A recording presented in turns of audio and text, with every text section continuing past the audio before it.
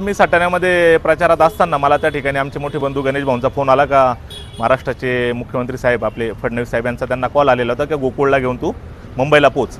पण मी सटाण्यातून मला मालेगावला पण त्या ठिकाणी प्रचारासाठी माझं त्या ठिकाणी रूट ठरलेला होता, त्यामुळे मी सटाणा मालेगाव करून प्रचार करून मला सायंकाळी येण्यास उशीर झाला। तर गणेश भाऊ काल दुपारीच मुंबईकडे रवाना झालेले, पण मला आता माझ्या माहितीप्रमाणे मुख्यमंत्री साहेब त्या ठिकाणी दिल्लीला गेलेले आहेत। पण मला गणेश भाऊंचा निरोप आहे की आपल्याला उपमुख्यमंत्री शिंदे साहेब त्या ठिकाणी आज भेटणार आहेत। हो, मी त्यांना भेटणार आहे। आता महाराष्ट्राचे वरिष्ठ मंत्री आहे दोघं पण, आता मला तर खरा फडणवीस साहेबांचाच निरोप होता, पण आज त्या ठिकाणी ते मुंबईमध्ये उपलब्ध नाही आणि एकनाथ शिंदे साहेब आहे वाटतं, तर मी त्यांना आज भेटेल। हो, मी लढण्यावर ठाम आहे आणि माझा प्रचार पण चालू आहे।